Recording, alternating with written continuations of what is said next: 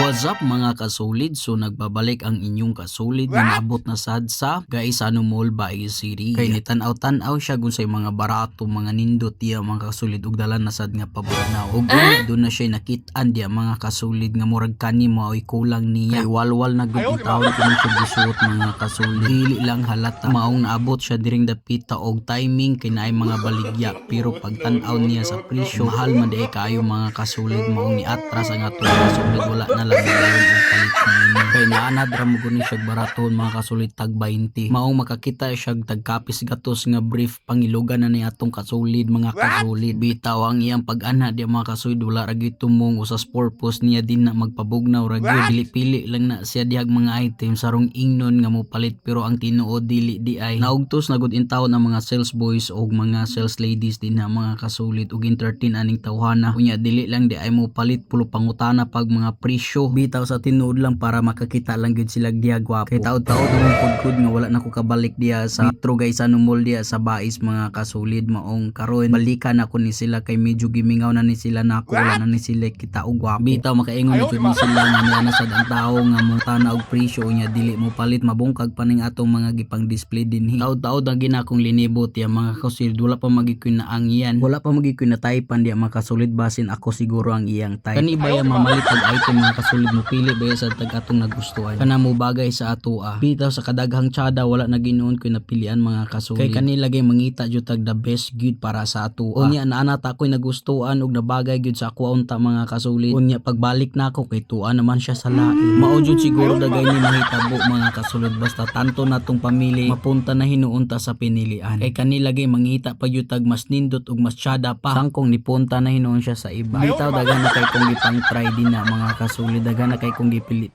diya pero wala pag ikoy napilian bisag usa. Siguro siya ra gyud ang para sa ako.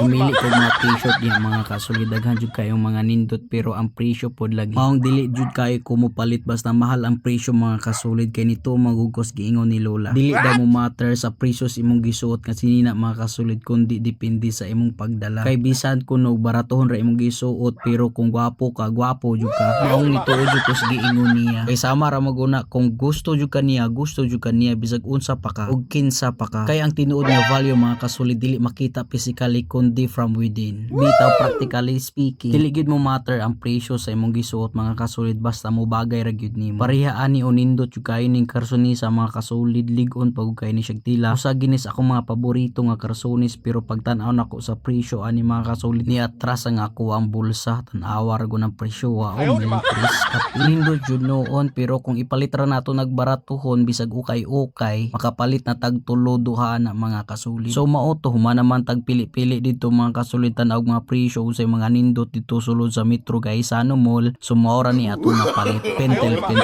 sa pila ka oras natong libot-libot dito pentel-pen ra atong napalit. Mao'y hinungdan nga gigutom mga to mga kasulid ug nisulod dayon siya diya sa kusina Nicolas Restaurant kay mukaon na siya paniudto kay tig-paniudto naman mga kasulid. Mao kini ang bag-ong restaurant sa Bais mga kasulid nga daghan ka og kapilian. Ang imuhang 129 pesos mga kasulid do na kay only rice ug only sabaw plus soft drinks. Lami sad sila mga pagkaon di mga kasulid. Kaning akong gi-order mga kasulid chicken barbecue ni siya. Do na siya dala nga egg. After a few minutes ang pagpaabot mga kasulid, so gigusla na pag-ayo nga to ang kasulid kay gigutom na ni siya pag-ayo. So birahan na nato ni nga to ang order nga chicken barbecue diri sa Bais. Kaon kasulid para dili ma brother. So mintras gana pa kayo ang kaon mga kasulid, kaon jud ta kay mo jud ay pinaka the best investment ang ato ang panglawas. Kay unsaon man nya nang daghan tag kwarta unya atong lawas dili na sa kakaon og lami. Niad pa jud ay og rice ning atong kasulid. So klaro jud kay nga gigutom na kayo ni siya kay pila guni ka oras niyang libot-libot dito sa Metro Gaisano Mall. Unya ang napalit kay pentel-pen ra maong kaon jud kasulid. Unya kay human naman ta og kaon, so usa pa may dugayan nato muuli na ta kay wala naman tay laing tuyo kalas pa og kwarta. Mao ni ako ang wellness activity karong wellness break mga kasulid, suroy-suroy og pangita og mga chika baby.